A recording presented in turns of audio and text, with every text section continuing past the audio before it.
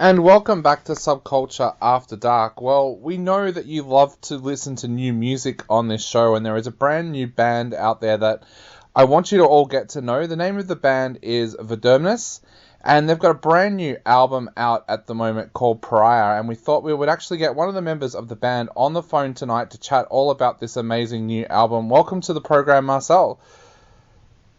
Hello, thank you very much. Now, Marcel, tell us a little bit about the band. You formed in 2020. Tell us a little bit about how the band got together in the first place.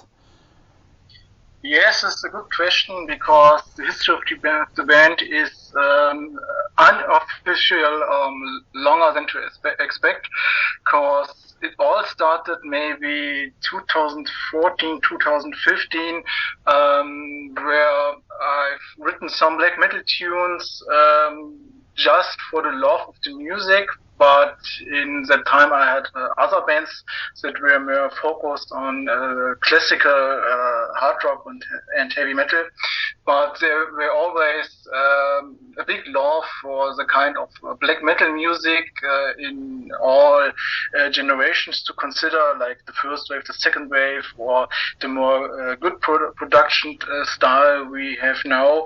And it was without any kind of goal, just for the love of music to create some tunes, and then I've become part of some kind of an just online project where I was asked to write or to show my actual black metal tunes, and this is where this band become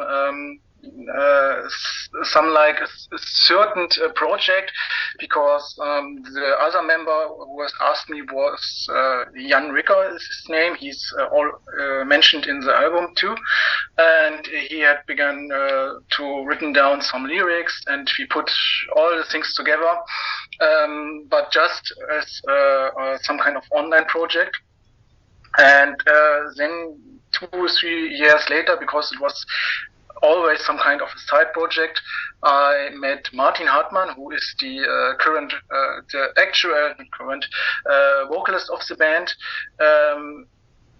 because I've had his ex-band with gig he had played as a guitar player, and Jan, who has written most of the lyrics, wasn't really certain to do a really band, a real band that can play live also for the situations, and therefore there was a decision to engage a vocalist who can play live with the project, and this is where the history of Verderbnis began to be very important.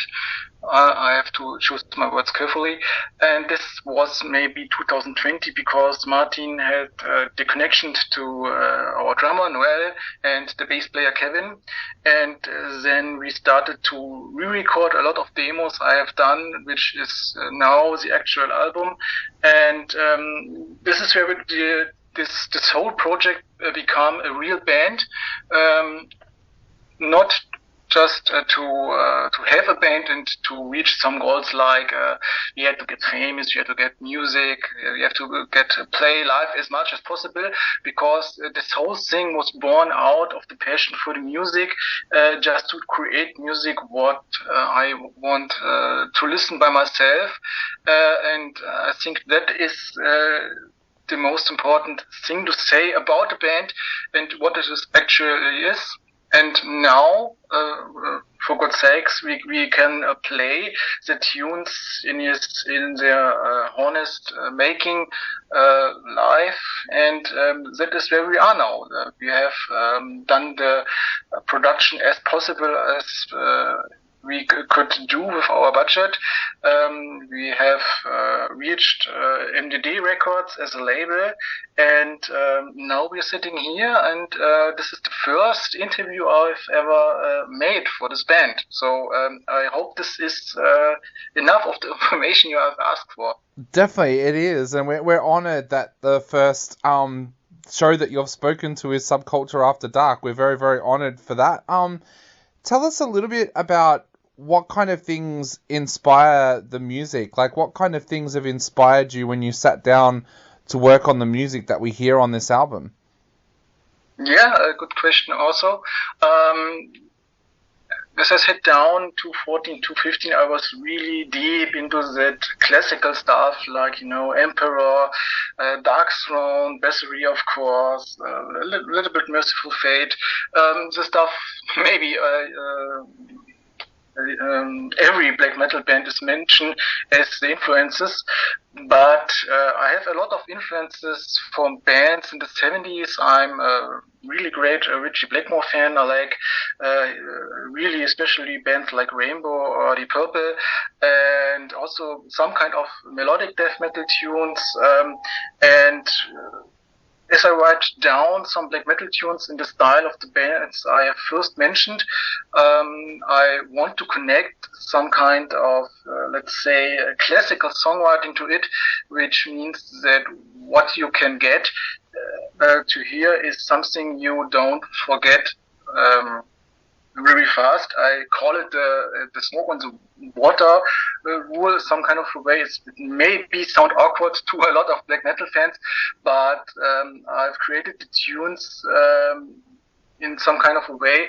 I hopefully think it will be in your mind for a long time, and therefore I choose not to overuse, for example, some kind of blast beats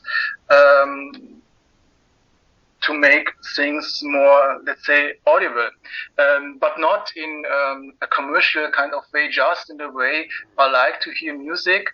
And it's not always about black metal, it's about, let's say, rock and roll as a whole, and make this in the suit of the black metal attitude. Yeah. What about lyrically? What kind of things inspire your lyrics? Is it the world around you? Is it how you're feeling at that time? What inspires the lyrics? Yeah, I am not a lyric writer to say. The main lyric writer was Jan Ricker, who has left the band before we start the real recording, but he has a lot of demo recordings for his vocals, had done a lot of vocal melodies. We have borrowed now, and of course with his permission, and Martin has sing it in his own way, but there's a lot of influences that had Jan, for example, but Martin, the actual singer, has 3 or 5 lyrics by himself, of course 2, and the bassist Kevin has 1 influence in the lyric, and we are not that kind of black metal band that's just worshipping Satan. To say. Yeah. It's like his imaginable histories or fairy tales in the suit of pagan style, wordish kind of explanation, and in that way every person can take his own things in his own interpretation out of it. That's the way I can describe it. Maybe the singer could done a lot better explanation. I just only knew about 1 song that is a little bit personal, but it seems a little bit some kind of a cliche. That's the last track of our record. It says Satan is a terrorizer. It sounds like a ordinary black metal tune, worshipping Satan and stuff like that. But it is a personal song, I think, from our actual singer, and it is really about to be stand your own thing, and be yourself, no matter how live situation you are in it. For excuse. It's difficult to explain for me because I haven't written the lyrics by myself, and I don't want to say some kind of bullshit here. I think to some reason, because the whole topic, it's written in that way. Everybody can take his own thing out of it. Yeah. Now with the band members all together, what was it like going into the studio and recording these tracks? How did you feel when you were in there recording the tracks? Was done that way. Every band now maybe is doing it. For example, if I'm beginning with the songwriting, I write everything down with a program that is called Guitar Pro. There I write down the drums, for example, the keyboard, the guitar, the bass. So we have arrangement which is you can look very easily overlook, and every part of the band who knows what in the kind of way has to play, and then I recorded the guitars just at home, and I'm recording only the I tracks with my own interface, my own studio, always in the mind that we have to reamp the guitar sound with real tube amps and stuff like that in studio later. The same way goes for the bass. The bass player is recorded in his own studio, and the drums were also recorded by our own. And our bassist and drummer has foreseen to that it's already done as professional as we could get.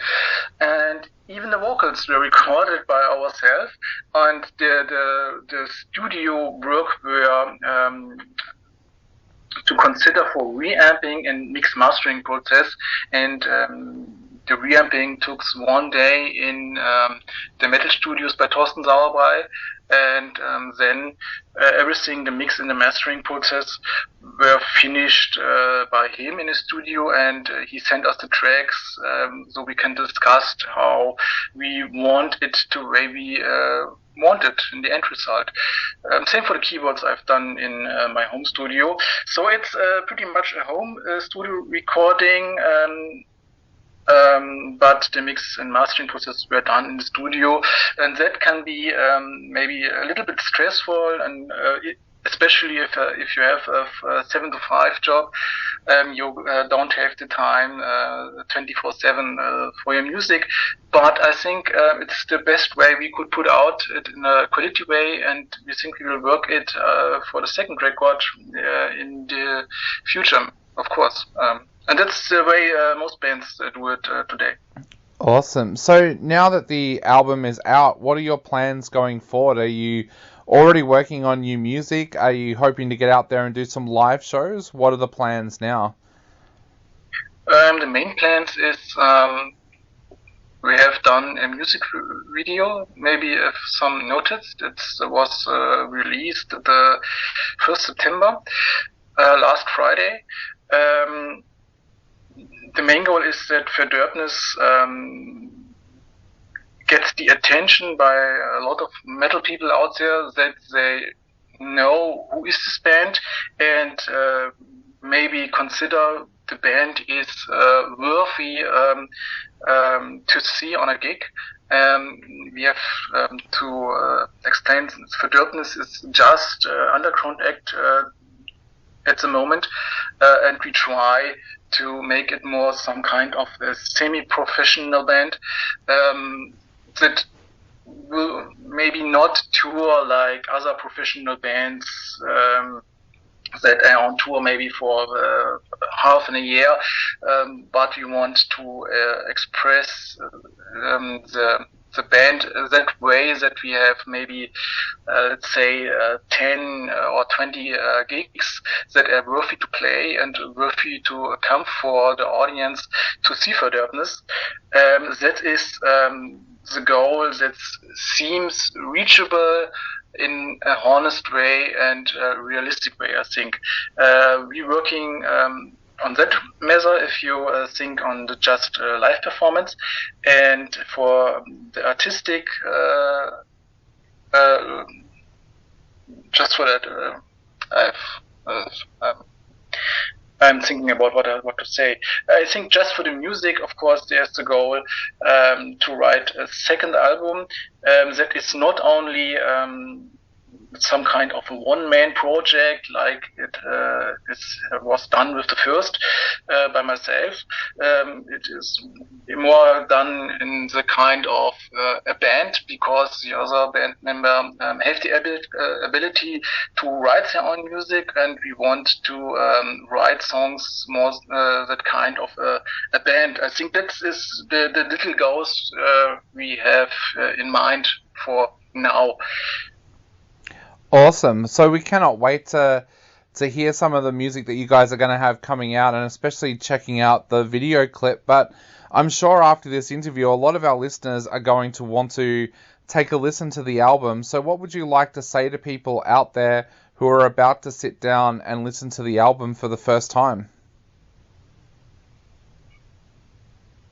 I mean, people who hear that interview might be thinking, is it worthy to hear in the album? And I think it is worthy to hear, because what to expect from Verderbnis is that we are not an ordinary black metal band that has one blast beat song another. What is really outstanding for Verderbnis is that we have 9 tracks that have their, let's say, language of its own, their style of its own. The overall style is, of course, recognizable as black metal, but we have a lot of mid-tempo songs, we have a lot of epicness things that make things a little bit progressively, but we also have songs like early dark songs, for example, but in a more modern production way. What you have to expect when you listen to the album is that you have 9 songs that maybe vary, and you have a lot to find on it. Just for over taste in black metal, there are a lot of styles in it, and just don't one way of style, like we only play old school Norwegian black metal style, or we just play symphonic metal style. It is a combination of all I like, and it makes it, for my personal taste, outstanding. But the listeners have to judge about it at last, of if my explanation is worthy to hear it. I mean, there's a lot of bands there to hear this day. So I think it's really stoked for everyone who wants to listen to it.